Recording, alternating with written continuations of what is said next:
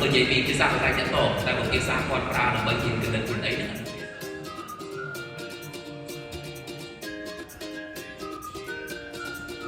ការដែលមានគ្រូដែលចេះភាសាគ្រប់ទាំងភាសាភាសាតែចាប់ឆ្នាំទី